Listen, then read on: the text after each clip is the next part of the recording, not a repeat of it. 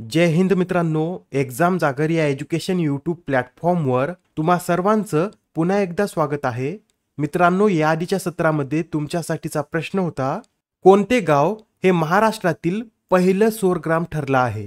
या प्रश्नाचं योग्य उत्तर आहे पर्याय क्रमांक 3 म्हणजेच मान्याची वाडी हे गाव महाराष्ट्रातील पहिलं सौर ग्राम ठरलं आहे. या राज्यातील पहिल्या सौर ग्राम गावाचं लोकार्पण मुख्यमंत्री एकनाथ शिंदे यांच्या हस्ते करण्यात आलं. हे गाव कोणत्या जिल्ह्यात स्थित आहे? तर सातारा जिल्ह्यातील पाटण तालुक्यात हे गाव स्थित आहे. आजच्या सत्राचा पहिला प्रश्न पहा. डॉक्टरांच्या सुरक्षेसाठी उपाययोजना सुचविण्यासाठी कोणाच्या अध्यक्षतेखाली एक कृती दल स्थापन करण्यात आला? मित्रांनो, आता पश्चिम बंगालमधील एका ट्रेनी महिला डॉक्टरांच्या निर्गुण हत्येनंतर हा कृती दल स्थापन करण्याची घोषणा करण्यात आली असून या कृती दलाच्या अध्यक्षा आरती सरीन असतील. बरं, आरती सरीन कोण आहेत? तर आरती सरीन या नौदलाच्या वैद्यकीय सेवेच्या प्रमुख व व्हाईस ॲडमिरल आहेत आणि आता त्या या 10 सदस्यीय कृती दलाच्या अध्यक्षा म्हणून देखील कार्य करतील. या कृती दलाच्या इतर सदस्यात मुंबईच्या जे रुग्णालयाच्या डीन डॉक्टर पल्लवी सापळे, दिल्ली एम्सचे संचालक डॉक्टर एम श्रीनिवास, डॉक्टर प्रतिमा मूर्ती व जोधपूर एम्सचे कार्यकारी संचालक डॉक्टर गोवर्धन दत्तपुरी यांचा देखील समावेश आहे. नेक्स्ट क्वेश्चन पहा. बांगलादेशातील अशांततेमुळे ICCने महिला T20 विश्वचषक कोणत्या देशात आयोजित करण्याचा निर्णय घेतला आहे? मित्रांनो, याआधी महिला T20 विश्वचषकाचं आयोजन बांगलादेशामध्ये करण्यात येणार होतं, पण बांगलादेशातील अशांततेमुळे आता हा महिला T20 विश्वचषक संयुक्त अरब अमिरात या देशामध्ये आयोजित करण्यात येणार आहे. बरं, या T20 विश्वचषकाची ही कितवी आवृत्ती आहे? तर याची 9वी आवृत्ती असून याची होस्टिंग अधिकार हे बांगलादेश क्रिकेट बोर्डकडेच असणार आहेत आणि याचं आयोजन 3 ऑक्टोबर ते 20 ऑक्टोबर दरम्यान करण्यात येईल. ICCचं फुल फॉर्म सुद्धा नोट करून घ्या. ICC म्हणजे इंटरनॅशनल क्रिकेट कौन्सिल व याचं मुख्यालय संयुक्त अरब अमिरातीमधील दुबई येथे आहे. बरं, पहिल्या महिला T20 विश्वचषकाचं आयोजन कधी करण्यात आलं होतं? तर 2009 मध्ये याचं आयोजन इंग्लंडमध्ये करण्यात आलं होतं व मागची आवृत्ती 2023 मध्ये साऊथ आफ्रिकेत पार पडली होती व याचं विजेतेपद ऑस्ट्रेलियानं पटकावलेलं आहे. आणि एक्झाममध्ये जर असं विचारलं की महिला T20 विश्वचषकातील सर्वात यशस्वी संघ कोणता? तर ऑस्ट्रेलिया देशाचा संघ हा या महिला T20 विश्वचषकातील सर्वात यशस्वी संघ आहे.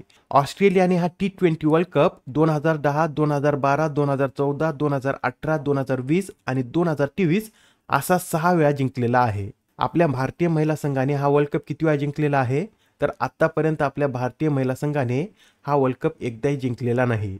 2016 मध्ये या वर्ल्ड कपचं आयोजन भारतामध्ये करण्यात आलं होतं व विजेता संघ हा वेस्ट इंडिज ठरला होता. 2020 मध्ये ऑस्ट्रेलियात ही स्पर्धा पार पडली होती. विजेता ऑस्ट्रेलियाच आहे. 2018 साली वेस्ट इंडिजमध्ये पार पडलेल्या आवृत्तीचं विजेतेपद सुद्धा ऑस्ट्रेलियानेच पटकावलं होतं. 2014 मध्ये याचं आयोजन बांगलादेशमध्ये करण्यात आलं होतं. विजेता हा ऑस्ट्रेलियाच आहे. ठीक आहे, एवढे पॉईंट लक्षात आले असतील. तर आता हा प्रश्न पहा. महाराष्ट्र सरकारने कुशल मनुष्यबळ उपलब्ध करून देण्यासाठी जर्मनीतील कोणत्या राज्यासोबत करार केला आहे? तर आता आपल्या महाराष्ट्र सरकारने कुशल मनुष्यबळ उपलब्ध करून देण्यासाठी जर्मनीतील बाडेन-बुटेनबर्ग या राज्याशी सामंजस्य करार केला आहे. या कराराअंतर्गत आपलं महाराष्ट्र सरकार महाराष्ट्रातील कुशल युवकांना प्रशिक्षण देऊन जर्मनीला पाठवणार आहे. यात पात्र ठरणाऱ्या युवकांना जर्मन भाषा देखील शिकवली जाणार असून जर्मन भाषा शिकवण्यासाठी पुणे आणि पिंपरी चिंचवड परिसरात एकूण 5 प्रशिक्षण केंद्रे देखील सुरू करण्यात येणार आहेत. अत्यंत महत्त्वाचा प्रश्न आहे, लक्षात ठेवा. महाराष्ट्र सरकारने कुशल मनुष्यबळ उपलब्ध करून देण्यासाठी जर्मनीतील बाडेन-बुटेनबर्ग या राज्यासोबत सामंजस्य करार केला आहे. प्रश्न क्रमांक 4. अलीकडेच चर्चेत आलेले सेंट मार्टिन बेट हे कोणत्या देशाचा हिस्सा आहे? तर मित्रांनो, हे जे सेंट मार्टिन बेट आहे हे बेट बांगलादेशचा हिस्सा आहे. अलीकडेच आता बांगलादेशच्या माजी पंतप्रधान शेख हसीना यांनी असा दावा केला होता की या बेटावर अमेरिकेला आपण सैनिकी कॅम्प स्थापन करून न दिल्यामुळे अमेरिकेनेच आपलं सरकार पाडलं आहे. त्यासाठी हे बेट चर्चेमध्ये आलं होतं. या बेटाविषयी इतर सुद्धा माहिती नोट करून घ्या. हे जे बेट आहे हे नारिकेल जिंजिरा म्हणजेच नारळ बेट किंवा दारुचिनी बेट किंवा दालचिनी बेट या नावाने सुद्धा ओळखलं जात असे व हे जे बेट आहे हे 3 किलोमीटरमध्ये पसरलेलं असून 1900 साली ब्रिटिशांनी हे बेट आपल्या ताब्यात घेतलं होतं व सेंट मार्टिन नावाच्या ख्रिश्चन धर्मगुरूच्या नावावरून या बेटाला ब्रिटिशांनी सेंट मार्टिन असं नाव दिलं होतं.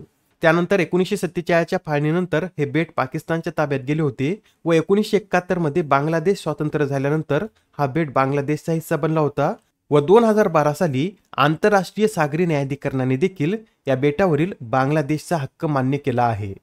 आता हा प्रश्न पहा, यात काय विचारला आहे तर T20 सामन्याच्या एका षटकात सर्वाधिक धावा करण्याचा विक्रम कोणी केला. तर आता T20 सामन्याच्या एकाच षटकात सर्वाधिक धावा करण्याचा विक्रम हा डॅरियस विसर या फलंदाजाने केला आहे. डॅरियस विसर यांनी एकाच षटकात 39 धावा करत हा नवीन विक्रम आपल्या नावावर केला आहे. मित्रांनो, या षटकात 3 बॉल 9 बॉल होते व डॅरियस विसर यांनी या षटकात 6 षटकार लगावल्यामुळे यात एकूण धावांची संख्या 39 इतकी झाली आहे. डॅरियस विसर यांनी या सामन्यात 62 चेंडूत 132 धावा केल्या आहेत. बरे, डॅरियस विसर हे कोणत्या देशाचे खेळाडू आहेत तर सामोआ या देशाचे ते खेळाडू असून T20 विश्वचषक पात्रता सामन्यात त्यांनी वानुआताच्या गोलंदाज नलिनिप्को यांच्या षटकात ह्या 39 धावा केल्या आहेत. प्रश्न क्रमांक 6, भारतीय पॅरा ऑलिम्पिक स्पर्धेसाठी भारतीय संघाचे पतप्रमुख म्हणून कोणाची निवड करण्यात आली. तर आता भारतीय पॅरा ऑलिम्पिक स्पर्धेसाठी भारतीय संघाचे पतप्रमुख म्हणून सत्यप्रकाश सागवान यांची निवड करण्यात आली आहे. हे जे सत्यप्रकाश सागवान आहेत हे सध्या भारतीय पॅरा ऑलिम्पिक समितीचे उपाध्यक्ष आहेत व आता ते पॅरा ऑलिम्पिक स्पर्धेसाठी भारतीय संघाचे पतप्रमुख म्हणून देखील कार्य करतील.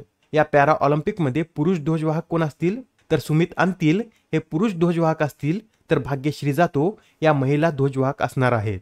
ही 17वी पॅरिस पॅरा ऑलिम्पिक स्पर्धा 28 ऑगस्ट रोजी सुरू होऊन 8 सप्टेंबर पर्यंत चालणार आहे. प्रश्न क्रमांक 7, 19व्या CII इंडिया आफ्रिका बिझनेस समिटचं उद्घाटन कोणाच्या हस्ते करण्यात आले. तर आता जी 19वी CII India Africa business summit आहे याचं आयोजन दिल्लीत करण्यात आलं असून भारताचे उपराष्ट्रपती जगदीप धनकर यांच्या हस्ते याचं उद्घाटन करण्यात आलं आहे. ही जी परिषद आहे हे 20 ते 22 ऑगस्ट अशी 3 दिवस आयोजित करण्यात येणार असून याची थीम क्रिएटिंग वन फ्युचर अशी आहे. बरं, या परिषदेचं आयोजन कोणाद्वारे करण्यात येतं तर परराष्ट्र मंत्रालय, केंद्रीय वाणिज्य आणि उद्योग मंत्रालय आणि भारतीय उद्योग महासंघ यांच्या संयुक्त विद्यमाने या परिषदेचं आयोजन करण्यात येतं व पहिल्यांदा या परिषदेचं आयोजन 2005 मध्ये करण्यात आलं होतं. आता हा प्रश्न पहा, अलीकडे चर्चेत असलेल्या शक्तीपीठ या महामार्गाची एकूण अंदाजित लांबी किती आहे. या प्रश्नाचं योग्य उत्तर आहे पर्याय क्रमांक 1 म्हणजेच या शक्तीपीठ महामार्गाची लांबी ही 805 किलोमीटर इतकी आहे. याआधी या शक्तीपीठ महामार्ग 760 किलोमीटरचा बनवण्यात येणार होता पण त्यात नंतर वाढ करून हा महामार्ग 805 किलोमीटर बनवण्याचं ठरवण्यात आलं आहे.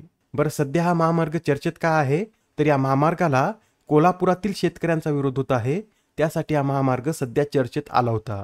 या महामार्गाविषयी थोडक्यात माहिती नोट करून घ्या. या महामार्गाअंतर्गत महाराष्ट्रातील नागपूरला गोव्याशी जोडण्यात येणार आहे व हा महामार्ग 6 पदरी असणार आहे आणि हा द्रुतगती मार्ग महाराष्ट्रातील 12 तर गोव्यातील एका जिल्ह्यातून जाणार असून महाराष्ट्रातील ते 12 जिल्हे कोणते तर वर्धा, यवतमाळ, हिंगोली, नांदेड, परभणी, बीड, लातूर, धाराशिव, सोलापूर, सांगली, कोल्हापूर आणि सिंधुदुर्ग हे ते 12 जिल्हे आहेत.